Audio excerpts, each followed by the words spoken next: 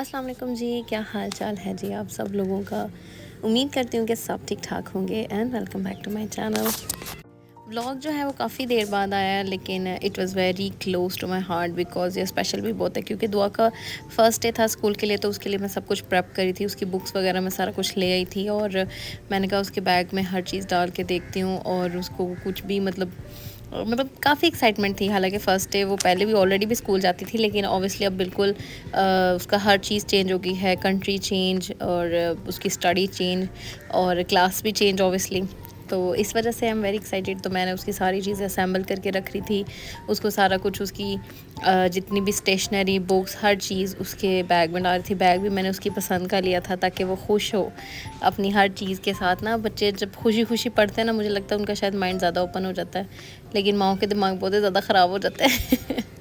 खैर यहाँ पे उसकी सारी चीज़ें जो थी ना वो मैं बैग में डाल के रखी थी। ये एक दिन पहले का मैं प्रेप करी थी ताकि सुबह मुझे स्कूल इसके साथ जाना था, फ़र्स्ट डे था और ताकि ये हेजिटेट ना हो। फर्स्ट 2-3 डेज़ तो मैं इसके साथ ही जाती रही थी।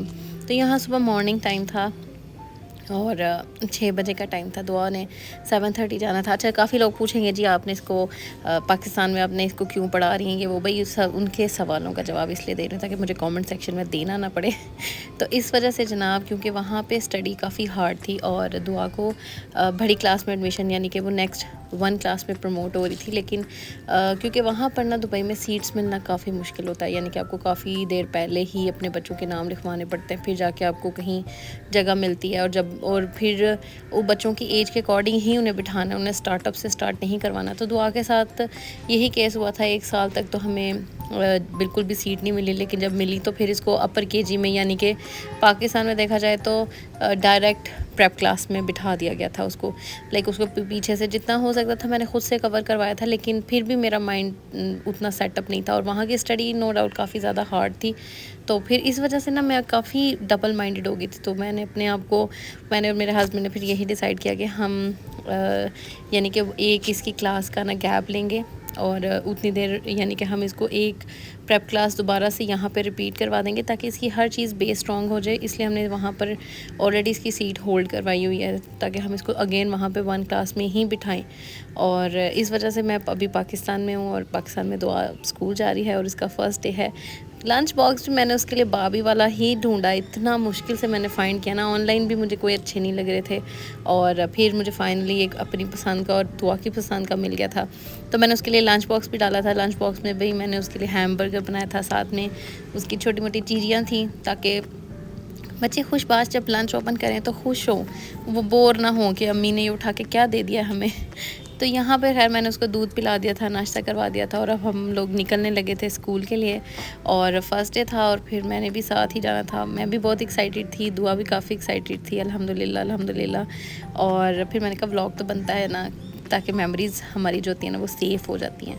फिर हम जब बच्चे बड़े होके देखेंगे तो उनको भी खुशी होगी और हमें भी खुशी होगी। यहाँ पर हम लोग जा रहे थे स्कूल और सारा कुछ मैंने रख लिया था, लंच बॉक्स, बैग, दुआ सब कुछ ऑलमोस्ट डन हो गया था। और दुआ स्कूल जा रही थी, उसको भी अपना स्कूल अच्छा लगा था। अभी स्टार्ट है तो फिर ऑब्वियसली उसके लिए भी अभी हर चीज़ मुझे लग रहा था पाकिस्तान में जाके थोड़ा सा ज़्यादा मुश्किल ना हो, लेकिन अल्हम्दुलिल्लाह आहिस्ता आहिस्ता उम्मीद है कि सब कुछ कवर हो जाएगा। मतलब टीचर काफ़ी अच्छी हैं, स्कूल काफ़ी अच्छा था, मुझे काफ़ी पसंद आया। तो खैर अब हम लोग घर आ गए थे और मैं घर आ गई थी दुआ को स्कूल छोड़ के। तो मैंने अपने बेटे को भी नाश्ता करवा दिया था। उसकी भी तबीयत आजकल थोड़ी सी ना ऑफ हुई है। एक तो इन्वायरमेंट ऐसा है, कभी सर्दी कभी गर्मी, लेकिन ज़्यादा गर्मी, सर्दी कभी कभी थोड़ी थोड़ी सी। क्योंकि बारिश होती है, कभी कभी बारिश के बाद ह्यूमिडिटी ज़्यादा हो जाती है और कभी ह्यूमिडिटी कम होती है तो हवा चलने लगती है, तो उससे ज़्यादा इन्वायरमेंट अच्छा हो जाता है। तो खैर यहाँ पे मैंने भी नाश्ता कर लिया था, मेरे बेटे ने भी कर लिया था। लेकिन अब दुआ स्कूल से आने वाली थी तो फिर मेरा दिल था मैं उसके आने से पहले पहले फटाफट रोटी बना लूँ। और क्योंकि फिर मैंने आते उसको चेंज करवाया, मुंह हाथ धुलवाया और फिर मेरा दिल था साथ ही खाना उसको मैं ना खिला दूँ। और क्योंकि बच्चों का ना यही होता है कि मैं कहती हूँ कि टाइम टू टाइम उसकी हर चीज़ होता कि वो जल्दी उठे जल्दी सो, एक रूटीन से अपनी हर चीज़ ना उसकी हो, ताकि कोई भी चीज़ ना मैं उसकी प्लान के अकॉर्डिंग ही सब कुछ करूँ, कुछ भी अनप्लान ना हो। तो यहाँ पे मैंने उसके लिए बड़ा प्यारा सा पराठा बनाया था, साथ में मैंने बनाए थे चने, क्रीमी चने, तो उसको बहुत पसंद है। तो मैंने कहा यार वैसे भी ये प्रोटीन रिच होते हैं तो बच्चों के लिए अच्छे होते हैं। उसके ऊपर मैंने देसी घी डाला, घर का निकाला हुआ, तो और उसके बाद मैंने भी खुद ही निकाला था। तो खैर अब दुआ आ गई थी, काफ़ी थकी हुई। She was like mama I am too tired. मैं कहा चलो कोई बात नहीं। आज थोड़े थोड़े व्लॉग मैं मतलब थोड़ा थोड़ा शेयर कर रही थी, इसलिए ताकि मैं आप लोगों के साथ सारी जर्नी शेयर करूं। और उसके बाद दुआ जो थी उसको मैंने 1-1.5 घंटे के लिए सुला दिया था। नैप टाइम भी बच्चों के लिए बहुत इंपॉर्टेंट होता है। तो उठ के फिर वो अपने ट्यूशन चले गई थी। अब ट्यूशन से उसके वापस आने का टाइम था, तो उसके आने से पहले ना मैंने उनकी रूटीन बनाई थी कि मैं उनको फ्राइज़ बना के देती हूँ, साथ में मैं उनको जूस बना के देती हूँ। घर पे टैंग बनाया था मैंने उनके लिए, उनको बहुत अच्छा लगता है। आजकल मैं कोशिश करूँ कि ये टेट्रा पैक्स वगैरह ना बंद करके इनको फ्रेश जूस दूँ, लेकिन आहिस्ता आहिस्ता ही आएंगे, पता बिगड़े हुए बच्चे।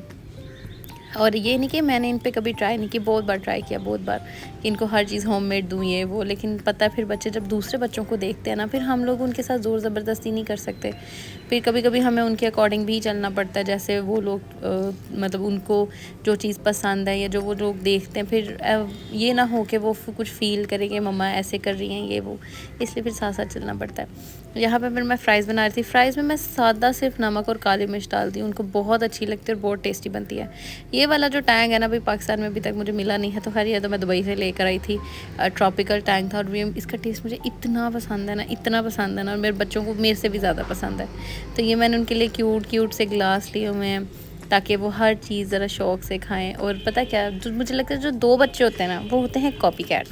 एक ने जो करना है ना, दूसरे ने भी वही करना है। उसने कहना अगर उसने वो किया तो मैंने भी वो करना है। इसलिए फिर मैं कोशिश करती हूँ दोनों को एक जैसी चीज़ दूँ, ताकि प्यार मोहब्बत से वो दोनों बैठ के खेल सके और कुछ माँ को भी अपने लिए टाइम मिले। लेकिन मुझे लगता है मैं जब से पाकिस्तान आई हूँ ना, मेरी यहाँ पे तो दुबई से भी ज़्यादा हेक्टिक रूटीन है। आई मीन यहाँ पर भी ना मैं उधर तो चलो हम लोग और तरह रहते थे और लाइफ बिल्कुल चेंज थी। यहाँ पाकिस्तान में बिल्कुल डिफरेंट लाइफ है। बच्चों को यहाँ पर सेटल करना ही बड़ा औखा काम था मेरे लिए, क्योंकि उधर के इतने ज़्यादा ये लोग यूज़ टू हुए थे ना, फिर इधर के यूज़ टू करना भी इनको ज़रा बड़ी आसानी से मैंने इनको लेकर आई हूँ ट्रैक पे। लेकिन अल्लाह खैर करे, इंशाल्लाह जल्दी वापस चले जाना है। लेकिन तब तक इनको इतना तसल्ली के साथ तो रखना था कि मैं कुछ सुकून से रह सकूँ। तो खैर यहाँ पे जनाब अब मेरे फ्राइज़ जो थे वो बन गए हैं, और आप देखो कितने टेस्टी से बने हुए हैं, और इतने टेस्टी क्रिस्पी बनते हैं ना, मेरे बच्चों को भी बहुत पसंद है और मुझे तो उससे भी ज़्यादा पसंद है। I love fries. बाद में फिर मेरी मामा ने मुझे कहा चलो पकोड़े बनाते हैं, मौसम बहुत अच्छा। मैं कहा चलें ठीक है। फिर मैंने आलू प्याज के पकोड़े बनाए, सादा प्याज और साथ में आलू ले लिए थे, और साथ में थोड़ी सी हरी मिर्चें, बेसन, और जो बेसिक हमारे मसाले होते हैं, नमक, ज़ीरा, लाल मिर्च और सूखा धनिया, ये सब कुछ मिला के तो मैंने अच्छे से पकोड़े बना लिए थे। शाम के टाइम अक्सर ऐसी चीज़ें बहुत ही अच्छी लगती हैं, और स्पेशली तब जब आपका मौसम अच्छा हो। लास्ट वीक तो यहाँ पे बहुत ही अच्छा मौसम था ना, बहुत ही मज़ेदार ठंडा ठंडा मौसम था। हम लोग कहते हैं हम लोग तो मरी में आ गए हैं ना, फुल इंजॉय करने वाला मौसम था। तो हमने भी खैर बड़ा इन्जॉय किया। यहाँ पे मेरा मिक्सचर बन गया और थोड़ा सा मैसी हो गई है हर चीज़, इसलिए प्लीज़ इग्नोर दैट। और खैर फटाफट से मैंने अब पकौड़े बना लिए थे, और फिर मेरा दिल था कि मैं जल्दी से साथ चाय बनाऊँ, और चाय पी के ना तो मैं छत पे चली जाऊँ बच्चों को लेके, ताकि मैं थोड़ा सा मौसम इन्जॉय कर सके, थोड़ा सा अच्छी ताज़ा हवा चले। जब भी हवा चलती है ना, मेरा दिल करता है मैं आराम से जाके छत पर बैठ जाऊँ और जाके ठंडी ठंडी हवा का मज़ा ले सकूँ। तो ये देखिए मौसम इतना अच्छा हुआ था ना, ये शाम के 5 साढ़े 5 हुए थे, और हम लोग छत पे आए हुए थे, और काफ़ी अच्छा मौसम था। हमने भी काफ़ी फिर इंजॉय किया। अच्छा, जो चनों की रेसिपी है ना, इसीलिए वो फिर मैं थोड़ी लास्ट पे लगा रही थी। मैंने कहा पहले मैं आपको बाकी सारा व्लॉग दिखाऊंगी, फिर मैं आप लोगों के साथ चनों की रेसिपी शेयर करूँगी जो मैं बनाती हूँ अक्सर।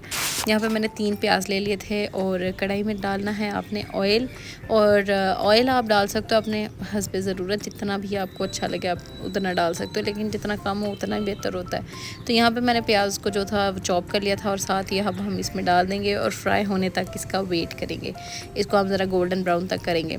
अच्छा, मैं दुबई में भी चने बनाती थी, तब भी बड़े मज़े के बनते थे, क्रीम, क्योंकि मैं उसके अंदर क्रीम डाल के बनाती थी, तो मेरे बच्चों को बहुत पसंद आते थे। तो उसी रेसिपी को फॉलो करते हुए ही मैं यहाँ पे चने बना रही थी, और यहाँ पर मैं बना रही हूँ मतलब अब इसको फ्राई करी थी अनियंस को, साथ ही हम इस पर गार्लिक चॉप किया हुआ वो भी डालेंगे। दोनों चीज़ें एक साथ फ्राई हो जाएंगी तो और भी टेस्टी बनेगी। तो आप लोग हर एक का ना खाने का बनाने का स्टाइल डिफरेंट होता है, टेस्ट सबका बिल्कुल डिफरेंट होता है। कुछ अलग तरह बनाते हैं, कुछ अलग तरह बनाते हैं, और मुझे यही लगता है कि एक रेसिपी अगर 4 लोग भी ट्राई करेंगे ना, तो चारों का टेस्ट डिफरेंट होगा। हाँ, क्योंकि कभी-कभी मेजरमेंट्स भी ऊपर नीचे हो जाती हैं और चीज़ों में भी फ़र्क होता है, यानी कि वहाँ कोई और चीज़ होती है, यहाँ पर मीन्स के हर चीज़ अपना-अपना टेस्ट होता है। तो अगर आप लोगों को मेरी रेसिपी अच्छी लगे तो आप लोग ज़रूर ट्राई करना। कोशिश अब मैंने यही करूँगी कि इंशाल्लाह व्लॉग डालती रहूँ ताकि आप लोगों को भी अच्छे लगें और मैं भी ज़रा एक ही सीक्वेंस में हर चीज़ करूँगी इंशाल्लाह। काफ़ी देर से मैं सोच रही थी, मैंने अपने यूट्यूब को बहुत ज़्यादा इग्नोर किया है। मुझे इतने ज़्यादा मैसेजेस आ रहे थे, इतने कमेंट्स आ रहे थे कि आप किधर गायब हुई हैं। तो बस लाइफ में ना कभी-कभी अप्स एंड डाउन्स आते ही रहते हैं और उसके साथ-साथ ही ज़ाहिर-सी बात है आपको चलना पड़ता है। तो मेरे भी कुछ इसी तरह के हालात थे, अपने आप को यहाँ पे थोड़ा बहुत सेटल डाउन करना थोड़ा बहुत डिफ़िकल्ट था और क्योंकि बच्चों की कभी-कभी तबीयत नहीं ठीक, कभी बच्चे नहीं ठीक, कभी मैं नहीं ठीक, कभी यूँ टाइप का टाइम गुज़र रहा था। लेकिन अल्हम्दुलिल्लाह काफ़ी बेहतर है और काफ़ी मतलब अब अल्हम्दुलिल्लाह हम थोड़ी-सी ट्रैक पे आए हुए हैं। लेकिन इंशाल्लाह वीडियोज़ को कोशिश करूँगी कि अपनी लाइनअप के तौर पे ज़रा सही सीक्वेंस में डालती रहूँ, सही अच्छा सा व्लॉग बनाती रहूँ ताकि आप लोगों को भी अच्छे लगे। मुझे बहुत ज़्यादा डीएम्स थे, बहुत ज़्यादा मैसेजेस आ रहे थे, मुझे इंस्टा पे भी था कि आप लोग अब कितनी देर हो गई आपने वीडियो नहीं डाली। मैं कहा नहीं, अब मैं ज़रूर डालूँगी, ज़रूर इंशाल्लाह। कोशिश यही होगी। और मेरे से बहुत ज़्यादा और भी क्वेश्चंस थे कि आपकी यूट्यूब की पेमेंट आ गई, मोनेटाइज़ कब हुआ था और क्या इशू था। और दुबई में स्पेशली पिन आना बड़ा मुश्किल काम था। तो जो मेरी दुबई वाले जो जितने भी मुझे देख रहे थे ना, उन्होंने मुझे स्पेशली कमेंट किया था आप वीडियो बनाएगा। तो इंशाल्लाह कोशिश करूँगी कि सारे क्वेश्चंस के आंसर भी दूँ, आप लोगों को सारा डिटेल में भी बताऊँ कि जब मैं दुबई थी तो मुझे पिन नहीं आई थी, तो फिर मुझे खुद ही कांटेक्ट करना पड़ा था यूट्यूब टीम से।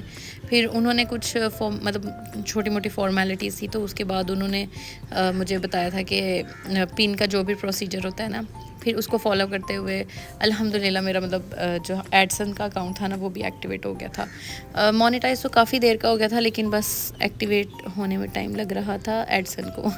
तो खैर मैं अपनी बातों के बीच में रेसिपी बताना भूल गई, लेकिन आई एम श्योर आप लोगों को नज़र आ गया था। सीक्रेट इंग्रेडिएंट जो था ना वो था इसमें कसूरी मेथी, जिसका टेस्ट बेहद डिलीशियस आता है, बेहद डिलीशियस। चने जो थे वो थोड़े से फ्रोज़न थे, इस वजह से इस तरह की शक्ल है, लेकिन इसको मैं कवर करके रख दूँगी। तो बहुत ही अच्छे बने थे। और आपकी मर्ज़ी, अगर आप ऑयल ज़्यादा डालेंगे तो ज़्यादा जल्दी बाहर आ जाएगा, क्योंकि ये क्रीम है और यहाँ पे पाकिस्तान वाली क्रीम थोड़ी सी ज़्यादा थिक थी आई गेस सो, इसीलिए मेरा ना ऑयल जल्दी उसमें से हांडी में से बाहर नहीं आ रहा था। तो खैर फटाफट फिर मैंने सारा किचन अपना जो था साथ साथ मैंने क्लीन कर लिया ताकि सारा कुछ नीटनेस रहे। तो खाना भी बन गया था, उसके साथ चावल बॉईल कर लिए थे क्योंकि बहुत टेस्टी लगते हैं चने और चावल ना। और इतने मज़े के चने बने थे ना, आप लोग भी ज़रूर ट्राई करना और मुझे फ़ीडबैक देना और वीडियो को बहुत ज़्यादा प्यार देगा। इंशाल्लाह नेक्स्ट वीडियो में मिलेंगे, तब तक मुझे इजाज़त दीजिए और अपना बहुत सारा ख्याल रखिएगा। ओके जी, अल्लाह हाफ़िज़।